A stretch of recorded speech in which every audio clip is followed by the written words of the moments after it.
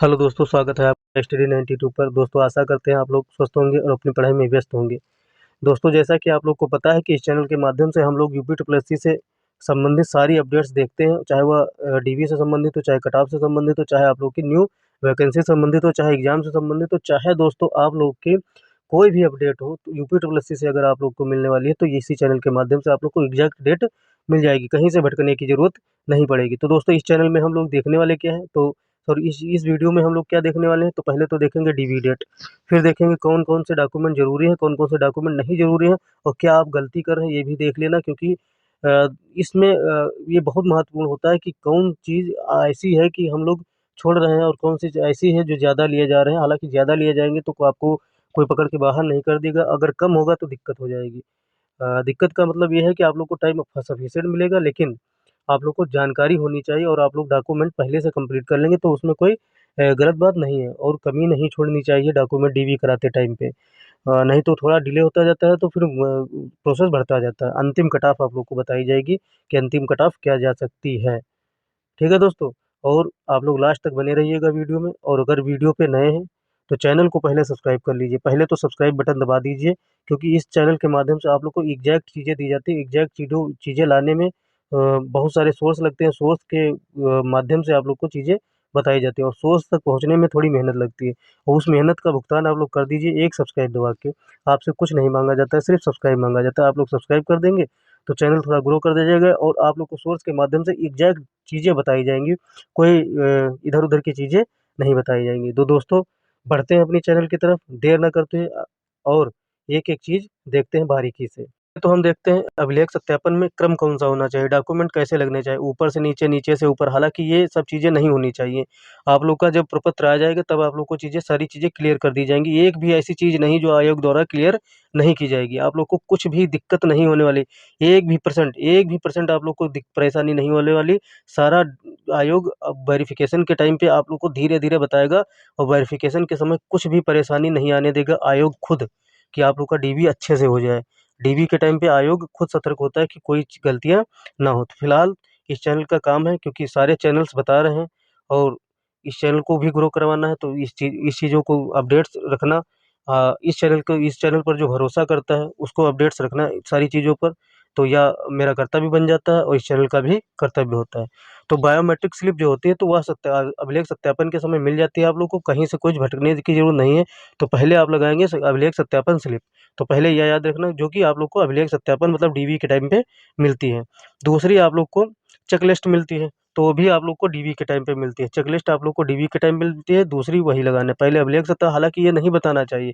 आप लोग डॉक्यूमेंट पूरे फाइल तैयार कर लीजिए, जो-जो डॉक्यूमेंट आप लोगों ने फॉर्म भरते टाइम पे लगाए हैं, वही डॉक्यूमेंट आप लोग को ले जाना है और फिर आप लोग को आयोग धीरे-धीरे बताता रहेगा कि क्या-क्या आप लोग को करना है, वह आप लोग करते रहना। तो कुछ चीज़ें दिक्कत वाली बात नहीं, सिर्फ़ अफ़वाह चीज़ें क्या होता है, एक वो औरा बना दिया जाता है हाइपर चीज़ों करने करने के लिए, तो वह कर दिया गया है, तो मुझे वीडियो बनाना पड़ रहा है, नहीं तो मैं अभिलेख सत्यापन पर तो वीडियो नहीं बनाता। क्योंकि अभिलेख सत्यापन जितना ईज़ी होता है उतना कोई भी चीज़ ईज़ी नहीं होती। अभिलेख सत्यापन सबसे ईज़ी होता है, क्योंकि आयोग खुद जानता है कि छात्र बहुत परेशान होते हैं और छात्र परेशान होते हैं और नए-नए होते हैं, उनको कुछ चीज़ें पता नहीं होती, वो सारी चीज़ें अपनी ज़िम्मेदारी पर अपनी बहुत सहूलियत से करवाते हैं। तो चेकलिस्ट होगी दूसरे नंबर पर, तीसरे नंबर पर आवेदन प्रपत्र संख्या जो आप लोग को आयोग की वेबसाइट पर मिल जाएगी और आप लोग को मेल के माध्यम से शायद आ जाए, लेकिन के माध्यम से आता नहीं, लेकिन आप लोग को वेबसाइट पर मिल जाएगी। तो 1, 2, 3, 4 अभिलेख सत्यापन, लेकिन डीवी डेट आप लोग की आ जाएगी मोबाइल नंबर पे। 1, 2, 3, 4 एनेक्जर 1, एनेक्जर 2, एनेक्जर 3, एनेक्जर 4 4 आप लोग को प्रपत्र डाउनलोड करने होंगे और आप लोग को इसी क्रम में लगाने होंगे। उसमें फिल करना होगा आप लोग को। फिल करना क्या होगा, पहले रोल नंबर, फिर उसके बाद में नाम, फिर चीज़ें डालनी होगी, फिर एक आप लोग का होगा कि आप लोग जॉब के बारे में भरेंगे। हालाँकि इसमें वो उसको क्या कहते हैं, प्रेफ़रेंस देना नहीं होगा, लेकिन फिर भी आप लोग को एनेक्जर 2, एनेक्जर 3, एनेक्जर 4 मिलेगा, तो आप लोग अभिलेख सत्यापन के पहले मिलेगा और वहीं तो ले जाना है वही। और डॉक्यूमेंट उसमें क्या लगेंगे, आप लोग हाई स्कूल लगाए ही हैं। ये मतलब हम कह रहे हैं फर्ज़ी की चीज़, फर्जी की चीज़ डीबी करवाने की कोई बात बताने वाला है कि डीबी में क्या-क्या लगेगा? डीबी में आयोग खुद ज़िम्मेदार होता है, आयोग खुद बताएगा वेबसाइट के माध्यम से नोटिस निकाल-निकाल के आप लोग को चीज़ें बताते रहेगा। हाई स्कूल तो लगाए ही होंगे आप लोग फॉर्म भरते टाइम पे तो हाई स्कूल की मार्कशीट लगेगी, हाई स्कूल का सर्टिफिकेट लगेगा, ठीक है? दोनों चीज़ें लगेंगी, प्रमाण पत्र और अंक पत्र दोनों लगेंगे। हिंदी में बता दे रहे हैं, अंक पत्र, प्रमाण पत्र। इंटरमीडिएट के अंक पत्र, प्रमाण पत्र कुछ लोगों का अंक पत्र और प्रमाण पत्र एक साथ में आता है तो सिर्फ़ एक ले जाएँगे ना दू दू कुछ लोग ढूँढने लगते हैं कि यार मेरा अंक प्रमाण पत्र है और सर्टिफ़िकेट कहाँ है मतलब मेरा प्रमाण पत्र कहाँ है? लेकिन कुछ जैसे हैं तो उनके में क्या होता है इंटरमीडिएट के साथ में लगा होता है इंटरमीडिएट की मार्कशीट के ही उसमें शामिल होता है कि उनका प्रमाण पत्र भी इसमें शामिल है। तो वो याद रखना उनकी मार्कशीट ही काम कर जाएगी। ठीक है, अगर जिनके पास नहीं है, अगर नहीं ले जाएँगे तब भी आप लोग के पास आयोग प्रेशर नहीं डालेगा। आयोग आपके पास नहीं है प्रमाण पत्र मान लीजिए और प्रमाण पत्र होना चाहिए था, नहीं है, तो आयोग क्या कहेगा आप लोग को टाइम दे देगा कि इस टाइम तक आप लोग प्रमाण पत्र की कॉपी, छाया प्रत कुछ भी जमा करवा दीजिए, जिससे क्या है आयोग अपने प्रोसेस में लग जाए, आप लोग प्रमाण पत्र जमा करते रहना। तो आप लोग 1 से 2 महीने बाद भी जमा कर सकते हो, कोई दिक्कत नहीं आने वाली। आयोग इतना निष्ठुर नहीं होता, इतना मतलब वो होता है, सहूलियत देता है कि आप लोग को कोई दिक्कत आने वाली नहीं है। तो फिर स्नातक अंक प्रमाण पत्र लगाएँगे, अंक लगाएँगे और प्रमाण पत्र लगाएँगे। अगर स्नातक की आप लोग के पास डिग्री है, क्या है? डिग्री है, डिग्री तो लिए जाइएगा। डिग्री का आता है वेरिफ़िकेशन, वो अगर नहीं डिग्री है तो वेरिफ़िकेशन लिया जाना और डिग्री ज़रूर अप्लाई कर दीजिए। आज नहीं तो कम से कम 1 से डेढ़ महीने, 2 महीने के अंदर आ ही जाएगी डिग्री आपकी। ठीक, डिग्री ज़रूर अप्लाई कर दीजिए और डिग्री का वेरिफ़िकेशन ज़रूर लिया जाएगा। अगर आप लोग के पास अवेलेबल है, नहीं अवेलेबल है, तो फिर कह रहे हैं आयोग बहुत सहूलियत देता है, बहुत सपोर्टिव होता है और आप लोग को कुछ भी दिक्कत आने नहीं दे देगा। वो तो आप लोग को टाइम दे देगा कि आप लोग इस टाइम तक जमा करवा देना डिग्री, आप लोग का आगे प्रोसेस होता रहेगा। प्रोसेस नहीं रुकेगा आप लोग का किसी भी कारण से। और लेकिन हाँ, अगर आप लोग के पास मान लो बीए है, ग्रेजुएशन है आप लोग के पास, ठीक, आप लोग के पास मार्कशीट ही नहीं है, आप लोग के पास कुछ है ही नहीं, खाली हाथ जा रहे हो तो भगा ही देगा। तो भगा ही देगा भाई, आप लोग के पास कुछ नहीं है। लेकिन हाँ, अगर सब कुछ है, डॉक्यूमेंट है, प्रमाण पत्र नहीं है या आप लोग के पास कोई कागज़ नहीं तो आप लोग को टाइम दे देगा। डीवी के लिए बाहर नहीं करेगा, आप लोग अगर एलिजिबल हैं तब। लंबवत आरक्षण संबंधी प्रमाण पत्र जैसे आप लोग एबी ओबीसी हैं, तो ओबीसी का ले जाइए, एससी है, एससी का ले जाइए, ईडब्ल्यूएस है, ईडब्ल्यूएस का ले जाइए। अगर ईडब्ल्यूएस कोई भी प्रमाण पत्र नहीं होता है तो जनरल में आप लोग काउंट होंगे, बस इतना याद रखना। लास्ट कट ऑफ आएगी तो आप लोग जनरल की कट ऑफ आएगी। चाहे प्रमाण पत्र हो या ना हो, ठीक है? आप लोग लिए जाना आरक्षण का जितना भी आप लोग के पास में आरक्षण प्रमाण पत्र हो। 8वाँ लगेगा दोस्तों, कौन-सा कागज़ात लगेगा मतलब डॉक्यूमेंट लगेगा, क्षैतिज आरक्षण संबंधी प्रमाण पत्र लगेगा, ठीक है? ठीक है? आरक्षण की स्थिति में अगर आप लोग के पास में है तो ले जाइए, ठीक है? मतलब वही है कि आप लोग क्षैतिज आरक्षण के प्रमाण पत्र ले जाइएगा और जिनके पास नहीं है तो वो नहीं ले जाएँगे। बस देखो ओबीसी वाले ओबीसी ले जाएँगे सॉरी 1 सेकंड सीधी सी बात समझ लीजिए ओबीसी वाले ओबीसी ले जाएँगे, एससी वाले एससी ले जाएँगे, एसटी वाले एसटी ले जाएँगे और ईडब्ल्यूएस वाले ईडब्ल्यूएस ले जाएँगे। जिस आरक्षण में जो आरक्षण में अप्लाई किया है, वो आरक्षण का सर्टिफ़िकेट ले जाना उचित है। बस 36 ना और आप लोगों को कुछ नहीं। जैसे आप लोग कर्मचारी हैं और सेवानिवृत्त कर्मचारी हैं, आप लोग कोई सेनानी हैं, तो आप लोग जैसे आप लोग का होता है तो वो सारे डॉक्यूमेंट आप लोग ले जाइएगा, ठीक है? बाकी ओबीसी, एससी, एसटी ये सब ले जाएँगे आरक्षण प्रमाण पत्र। और आगे आ जाता है निवास प्रमाण पत्र। निवास प्रमाण पत्र अ, क्या ज़रूरी है?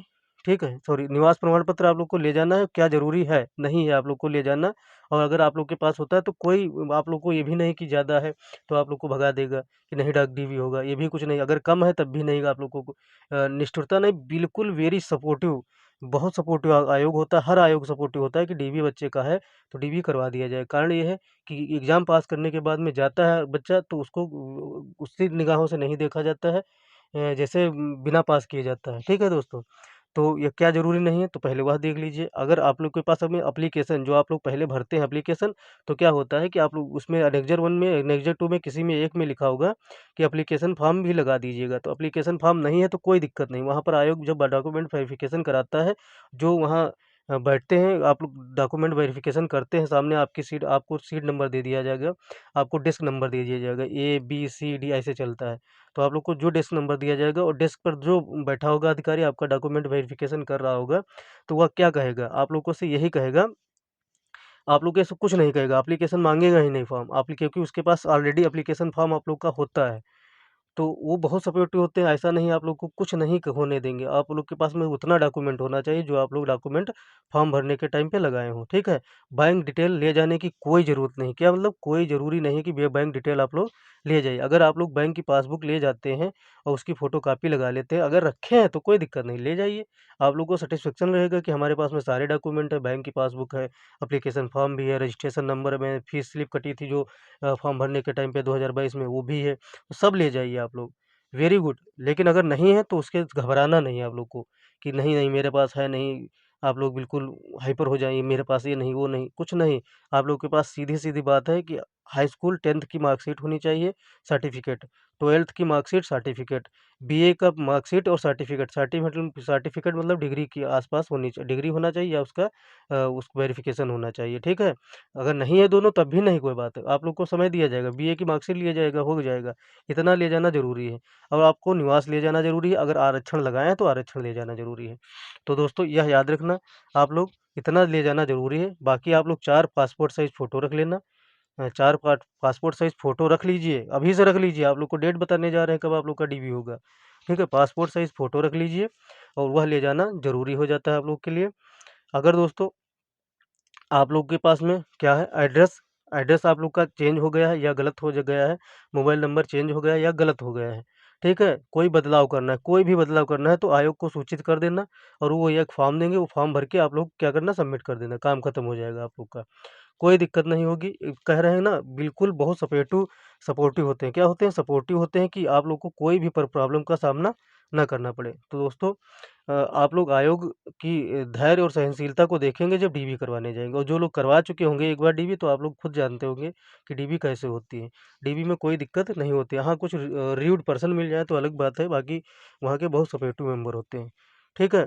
आप 17 से 21 दिसंबर के बीच में मैंने बोला था ना 4 दिन का गैप दूँगा, मतलब ये भी नहीं 15 से 20 दिन का आप लोग को टाइम का अंतराल दे दूँ। 17 से 21 दिसंबर के बीच में आप लोग की डीवी शुरू हो जाएगी। किसी भी टाइम पे आप लोग का इसी हफ्ते के लास्ट में या आने वाले वीक में फर्स्ट वीक में आप लोग की नोटिस आ जाएगी और 17 से 21 दिसंबर से आप लोग की डीवी चालू हो जाएगी। अब सोच लीजिए दोस्तों, इस चैनल के माध्यम से आप लोग को डेट उल्टा-सीधी नहीं बताई जाती है।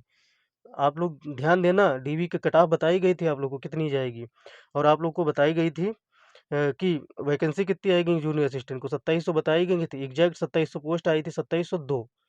तो सोच लीजिए कितना मतलब सोर्स तगड़ा होगा कि आप लोग को चीज़ें बताई जा रही हैं। 17 से 21 दिसंबर के बीच में आप लोग की हर हाल में डीवी लगनी तय है। अगर बाई चांस बढ़ जाए डेट तो वो आयोग का मतलब निर्णय होता है कि अब जैसे कुछ लोग कहने लगते हैं ना कि यार बढ़ गई डेट, कैसे हो सकता है 17 दिसंबर से 21 दिसंबर बता दी। ये एग्जैक्ट है डेट, सॉरी एग्जैक्ट नहीं, ये एक्सपेक्टेड है डेट। एग्जैक्ट कहूँगा तो उसकी प्राइवेसी चली जाएगी आयोग की। ये एक्सपेक्टेड है डेट 17 से 21 दिसंबर, इसको आप लोग याद रखना। ठीक है? अपने डॉक्यूमेंट तैयार कर लीजिए, आप लोग की इसी के बीच में डीवी लगनी है। अगर 1-2 दिन बढ़ जाए तो आयोग की जो है आयोग की मंशा कहेंगे कि वो बढ़ा दिए, ठीक है? मेरा वीडियो देखकर, बाकी बढ़ेगी नहीं। तो 17 से 21 दिसंबर आप लोग तैयार हो जाइए और डॉक्यूमेंट बिल्कुल तैयार कर लो, रेडी कर लो और सब चीज़ें कर लो। अब बताएँ आप लोग को कट ऑफ। इसमें कट ऑफ तो कहीं लिखी नहीं, लेकिन कट ऑफ तो मुझे बतानी है, चूँकि कट ऑफ आप लोग को थंबनेल में लिख के दिया गया है कि कट ऑफ बताई जाएगी। तो कट ऑफ आप लोग को दोस्तों बता दे रहे हैं, कट ऑफ। क्या बता रहे हैं? Cut off. Final cut off बता रहे हैं आप लोगों को और यह एक्सपेक्टेड है कट ऑफ और आप लोग को कुछ दिनों डीवी करवा लीजिए, उसके बाद में आप लोग को एग्जैक्ट कट ऑफ बता दी जाएगी। क्या? एग्जैक्ट कट ऑफ बता दी जाएगी कि कितनी जाएगी। अभी यह एक्सपेक्टेड कट ऑफ है और जो जैसे मैं कुछ करता हूँ और कुछ आप लोग को बताने की कोशिश करता हूँ, तो पहले उसके बाद में मैं इधर-उधर से जैसे कि सोर्स के माध्यम से पता करता हूँ डेट कितनी है, फिर कट ऑफ पता करता हूँ। तो वही सोच लीजिए आप लोग समझदार हैं, कितना समझदार मैं क्या कहना चाह रहा हूँ। तो कट ऑफ दोस्तों अगर आप लोग 57 क्या 57 के आसपास घूम रहे हैं, 57 आप लोग नाभिक मान लीजिए, ठीक है? प्रोटॉन, न्यूट्रॉन, इलेक्ट्रॉन, ठीक है? सारे इसी के आसपास घूम रहे हैं। अगर आप लोग 57 के आसपास हैं, तो मैं कहूँगा कि आप लोग दूसरी एग्ज़ाम की तैयारी करना स्टार्ट कर दें। दूसरे एग्ज़ाम की तैयारी स्टार्ट कर दीजिए, क्योंकि 57 कट ऑफ 57 प्लस माइनस 2 रहेगी, ठीक है? 57 प्लस माइनस 2 रहने वाली है कट ऑफ। ठीक है दोस्तों, तो वह 55 मान लीजिए आप लोग, अगर आप लोग के डीवी में मान लीजिए आप लोग के नंबर बढ़ गए, ठीक है? और अगर आप लोग के नंबर कम हो गए होंगे फर्स्ट शिफ्ट में, तो आप लोग को दिक्कत हो जाएगी।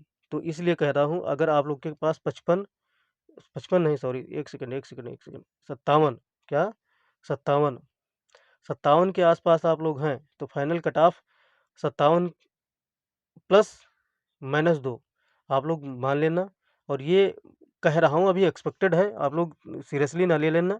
मैं थोड़ा वीडियो बना रहा था तो आप लोग को एक्सपेक्टेड बता दे रहा हूँ कि 57 प्लस -2 अगर आप लोग के आसपास हैं, तो आप लोग बहन हैं, आप लोग को इधर-उधर भटकाया नहीं जाएगा। तो आप लोग दूसरे भी एग्ज़ाम की तैयारी करते रहें, क्योंकि कुछ भी आयोग में संभव है, ठीक है? कुछ भी हो सकता है। 57 बता दीजिएगा, तो ब्रह्मा की लकीर, वो लक्ष्मण की लकीर नहीं है कि 57 ही जाएगी, हो सकता है 55 चली जाए या 56 चली जाए।